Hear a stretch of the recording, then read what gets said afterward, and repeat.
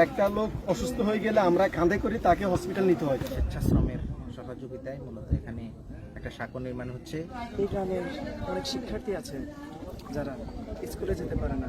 যখন বর্ষাকাল আসে তখন এই অংশটুকুতে পানি জমে যায়, শিক্ষার্থীদের কোমর পর্যন্ত পানি চলে আসে। এই দুর্ভোগের কারণে শিক্ষক এবং শিক্ষার্থীরা এবং এলাকার মানুষ মসজিদে নামাজ পড়তে পর্যন্ত যেতে পারে না। এই সমস্যার সমাধানের জন্য 10 নং মসজিদে ইউনিয়নের চেয়ারম্যান পদপ্রার্থী সাইফুল ইসলাম সাহেব উনি নিজ উদ্যোগে এই সাঁকোটি নির্মাণ কাজ শুরু করেছেন। আজকে আমরা চলুন শুনে আসি সাইফুল ইসলাম সাহেবের বক্তব্য।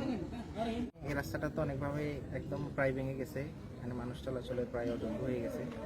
তো প্রায় কোমর পর্যন্ত পানি থাকার কারণে এখানে এলাকার যে সামাজিক সংগঠন আছে অশ্বদিয়া মানব কল্যাণ ফাউন্ডেশন, সেই ফাউন্ডেশনের ভাইদের সহযোগিতা নিয়ে আমরা একটা বাজেট করি এবং এলাকাবাসী সবার স্বেচ্ছাশ্রমের সহযোগিতায় মূলত এখানে একটা সাঁকো নির্মাণ হচ্ছে, যাতে করে অন্তত মানুষ চলাচলের একটা ব্যবস্থা করা যায়। আমরা স্থানীয় সরকারের সাথে যোগাযোগ করছি, ইতিমধ্যে আমরা কিছু আবেদনও করেছি যাতে কিছু রাস্তার অতি দ্রুত সংস্কার কার্যক্রম করা হয়, সেই ব্যাপারে আমরা চেষ্টা চালিয়ে যাচ্ছি।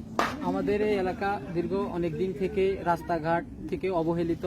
আমরা অনেকবার জেলা প্রশাসকের কাছে গেছি, ইউএনও স্যারের কাছে গেছি, কিন্তু আমরা ওই পরিমাণে সাড়া পাইনি ওনাদের কাছে বাজেট না থাকার কারণে।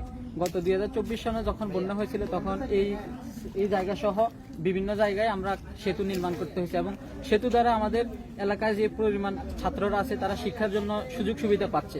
এটা তিনমুখী যোগাযোগ রাস্তা, এক হচ্ছে দত্তরহাটের দিকে যেতে হয়, সেদিকেও আমাদের যদিও সেতুটা হয়েছে কিন্তু সেখানে কাঁচা রাস্তা আছে। কিছু অংশ পৌরসভা এবং কিছু অংশ ইউনিয়ন হওয়ার কারণে এই এলাকাটাতে কোনো উন্নয়ন কাজ হয়নি। অন্যদিকে একটা রাস্তা আছে হরিনারপুর দিকে যাওয়ার পথে, সেই পথে ব্রিজটা ভাঙা, যার জন্য এদিকেও যাতায়াতের ব্যবস্থা ভালো না। এদিকে আমাদের ওয়াবদারফল ব্রিজ, যেখানে আমাদের এদিকে এই অঞ্চলের মানুষ যাতায়াত করে, সে যাতায়াতের পথে এখন এই বন্যার সময় বা বৃষ্টি হলে একটু বৃষ্টি হলে আমাদের এখানে পানি জমে যায়, তখন আমাদের শিক্ষার্থীরা এবং স্থানীয় জনগণ যাতায়াতের খুব বাধা সৃষ্টি হয়।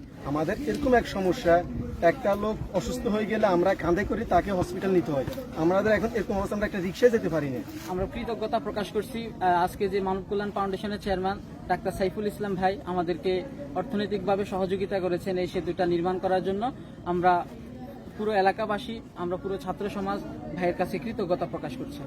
সাইফুল ইসলাম সাহেবের মাধ্যমে যে সাঁকো নির্মাণ হচ্ছে, এর দ্বারা জনগণের মুখে আমরা শুনতে পাইছি যে ওনারা বলতেছেন ওনারা আগে মসজিদে যাওয়ার সময় অনেক অসুবিধায় পড়তেন এবং স্কুলের শিক্ষক এবং শিক্ষার্থীরা যাওয়ার সময় অনেক ভোগান্তিতে পড়তেন। বিশেষ করে যখন বর্ষার মৌসুম আসতো তখন মানুষের কোমর পর্যন্ত পানি থাকতো।